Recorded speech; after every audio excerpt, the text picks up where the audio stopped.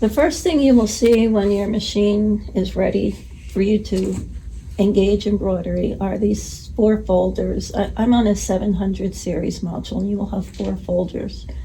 The first one are your alphabets. The second one, I didn't mean to touch that, so I'm going to hit a breadcrumb pathway and go backwards. We'll talk about breadcrumbs in another segment. The next one are the designs, stitches, and personal designs. Suppose you wish to save a design in your library. This is where you would save it. We're going to go into the design folder right now, and we're going to select the first one. This is a menu or pictures of all the designs in this folder. You'll notice here this is page 1 of 3. If you wanted to go to another page, you would just tap the button and scroll through, and then tap again to come back. We are going to select this elephant to do. We have our design selected and we're about ready to embroider, but I just wanted to take a moment and review some of the icons. On the top left, you'll see that the first icon says 3. This is your tension setting. This is an automatic default. You very seldom have to change it. The next one down is needle down position. The next, you could select a different needle should you wish to, such as a twin needle. Twin needle embroidery is very pretty, but we're just going to stick with single needle right now. The next one down is the foot recommendation. The number 26 foot is the preferred foot for embroidery. It has it's called a teardrop hole in the center, and that's such that when the needle comes down, it prevents the fabric from being pulled back up into the needle area. So we're going to go in and select the number 26 foot. So you tap, it comes up with a gold star because it's the recommended foot. There are other feet you can use for embroidery. 26 is just the first preference. So select that. And notice that it changes the number 6 to yellow.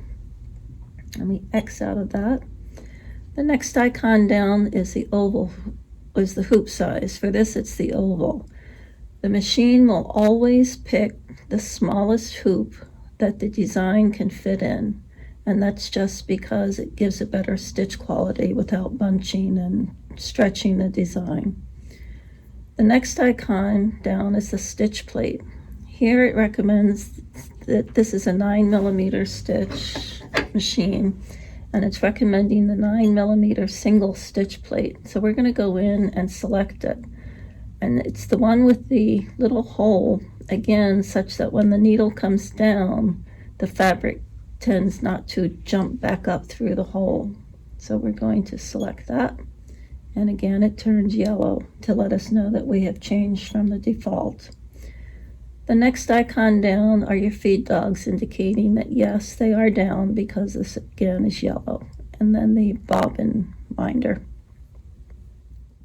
So now we'll talk about editing your design. You'll notice this button here that has the letter I on it. This is an information button. So if you tap that, it brings you up to another window, and this is where all the fun begins for embroidery.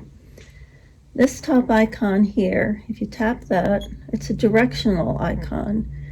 You use your stitch width button or your stitch length button. Stitch width will rotate the design right and left.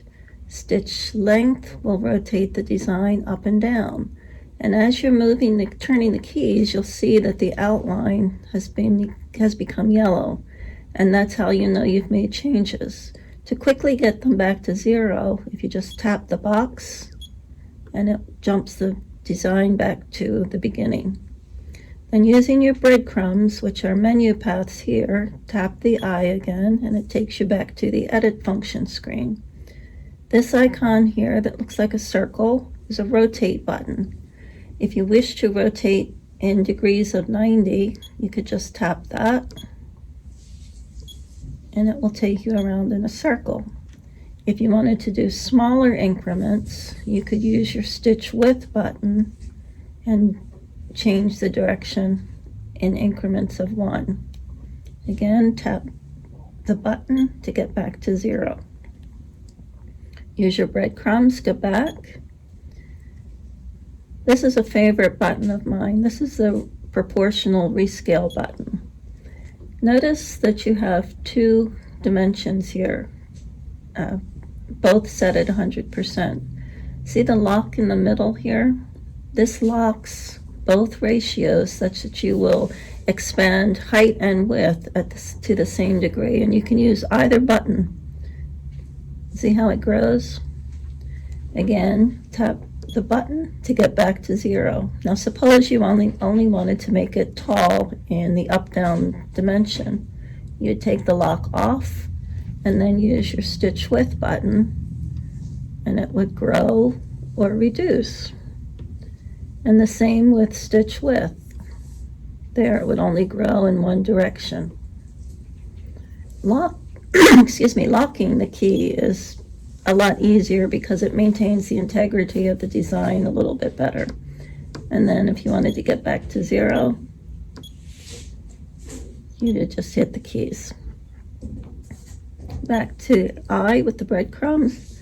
This is pinpoint placement, which we're going to save for another video all on its own. This button here is mirror image, and this one will rotate your design in this direction. This one will rotate your design in this direction. So we'll just flip them and watch. Can't really tell, but it did flip it. And there, we flip up and down. And again, anytime you see anything with a yellow outline on it, that means you've altered from the default. Tap it, and it will go back to the normal. This button here is a duplicate. Now, see how you may not have noticed before, but here before we only had 1 tray. Now we have 2 trays. You can't really look at this and see that I have 2 on here. But if I grab a hold of one of these and slide it down, you can see a faint shadow of the second design behind there. And you'll also confirm that you have 2 because you have 2 separate trays. You can see a tiny number 1 and a tiny number 2. When you have more than one object on your screen, just remember you can manipulate either one or both together. Just make sure that which tray you are on is where the manipulation will occur. For instance, right now I am on tray 2. If I wanted to move that up and down, notice the tray, that's the design that's slightly gray back there, it's not moving at all because I'm only doing changes to this tray here. If I wanted to move the one in the back down, I would tap it, and now it moves. I'm going to move this second one up a little so you'll be able to distinguish a little easier. So now I have 2 distinct elements on my screen. Suppose I wanted to move both at the same time. Then you come down to the very bottom tray. Both hearts are highlighted. This is useful when you might have, say, this heart here, and you wanted to put your name or someone's name underneath. Then you would bring in another element, and you could have 2 separate things to manipulate. But I don't need both of these hearts, so I'm going to get rid of one of them. I can highlight the tray, tap the trash can, confirm, yes, I do wish to delete it. So that was the trash can. These other buttons, we're going to come back to at a later time as well.